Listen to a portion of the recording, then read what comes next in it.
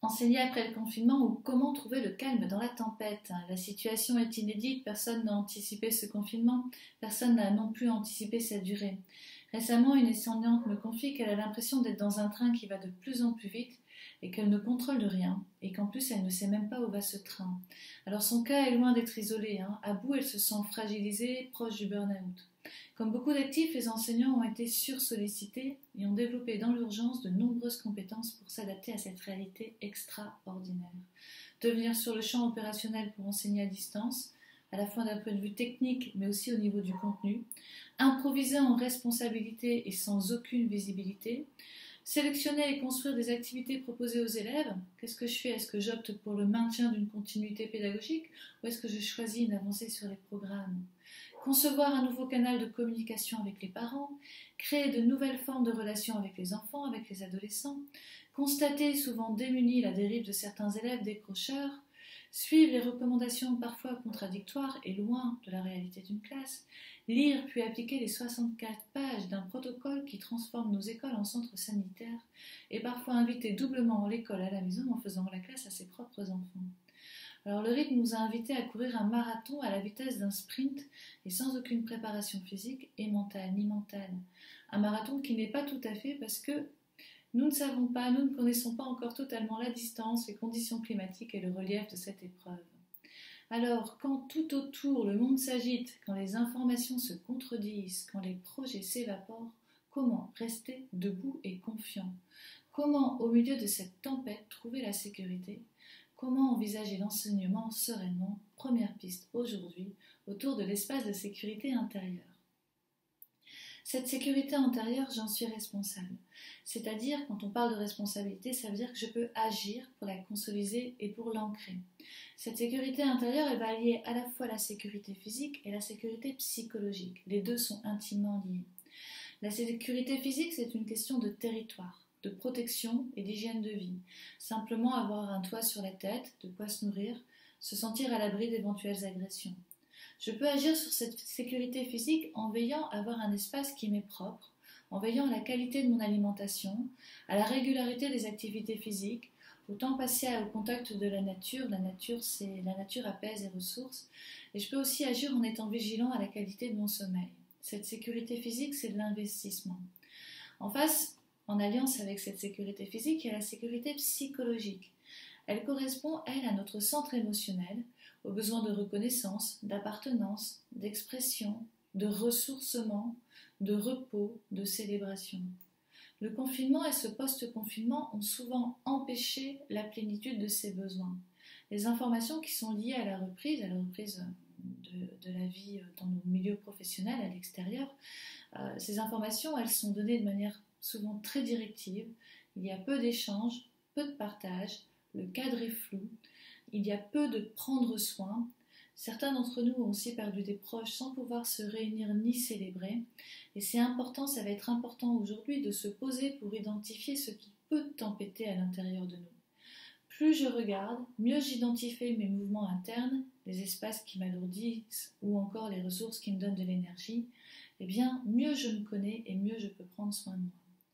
La sécurité psychologique, c'est aussi la manière dont je vais nourrir mes pensées. Je peux nourrir mes pensées comme je nourris mon corps.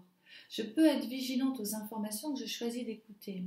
Si j'écoute en boucle des informations angoissantes, je vais développer mes angoisses puis partager des angoisses. Les nouvelles angoissantes, elles se propagent bien plus vite que les nouvelles apaisantes. Et j'ai ma responsabilité dans cette diffusion.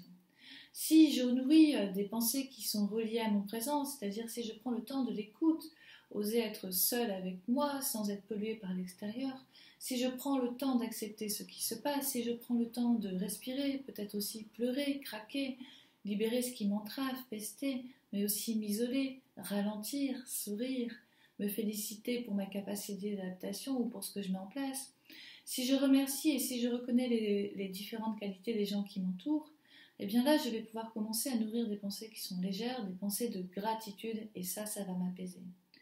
En étant à l'écoute de ce qui se passe à l'intérieur de moi, je récupère mon présent et je me sécurise. Alors cette sécurité psychologique, elle va également embrasser cette histoire de fidélité à soi. La fidélité à soi, c'est un peu aussi tout ce qui est histoire de congruence. Est-ce qu'il y a un accord entre mes pensées, mes mots et mes actes?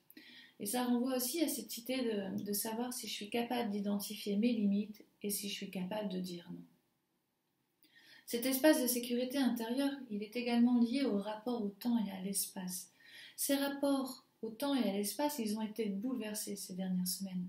Toutes les activités de nos vies, elles ont été cloisonnées en un seul espace. Et pour délimiter mon territoire et me sécuriser pour l'avenir, ou même dès maintenant, mais aussi pour l'avenir, je peux être vigilant à la maison, créer un espace de travail qui va être séparé de l'espace de vie, ou encore ranger chaque soir pour éviter d'être toujours au travail. Je peux aussi prendre soin d'avoir au moins 2 boîtes mail, une boîte mail professionnelle et une boîte mail personnelle. Je peux aussi utiliser ce qu'on appelle le droit à la déconnexion, c'est-à-dire délimiter clairement un espace pour la vie professionnelle dans la journée et dans la semaine, et en respectant ses jours de travail et ses horaires, eh bien voilà, je vais pouvoir déconnecter et faire des pauses. La sécurité physique et la sécurité psychologique, elles se nourrissent mutuellement et elles s'interpellent. Lorsque je l'oublie, si je mets de côté l'importance de me sécuriser, de prendre soin de moi, de poser mes limites, eh bien mon corps se manifeste pour se rappeler à moi. D'une manière ou d'une autre, il va m'obliger à ralentir ou à m'arrêter. Et prendre soin de cette sécurité intérieure, c'est de l'investissement pour éviter une décompensation, pour éviter un épuisement, pour éviter le burn-out. Ça va être bon pour moi, mais c'est aussi bon pour les autres. Cette sécurité intérieure, elle va se consolider jour après jour. Et plus je vais prendre soin de mes différents besoins, plus j'agis pour y répondre par moi-même, et bien plus je vais gagner en autonomie et mieux je vais traverser les tempêtes. Ma capacité à prendre soin de moi, c'est un investissement. C'est une histoire d'entraînement, de régularité. Et comme n'importe quelle pratique artistique ou sportive. Alors la prochaine vidéo de cette série sera autour du programme. Est-ce qu'il faut rattraper ou bien se servir de cette rupture pour amorcer autrement? En lien en dessous de la vidéo, vous trouverez des cartes pour les enfants et aussi des supports adultes pour exploiter les émotions et les besoins. Sur le site Enquête qui s'affiche, vous allez trouver le programme des formations et des conférences. Je vous rappelle que les formations dans les établissements privés, elles peuvent être prises en charge par Formiris, et dans les établissements publics, il faut voir directement avec votre inspecteur. Et vous trouverez également le lien vers les 2 derniers livres que j'ai écrits en pédagogie consciente qui s'appellent Dépasser les difficultés d'apprentissage, comment révéler le potentiel de chacun, mais également Tisser des liens, la relation au cœur des apprentissages. Si vous avez aimé cette vidéo, je vous invite à vous abonner, à liker et à partager. À très bientôt.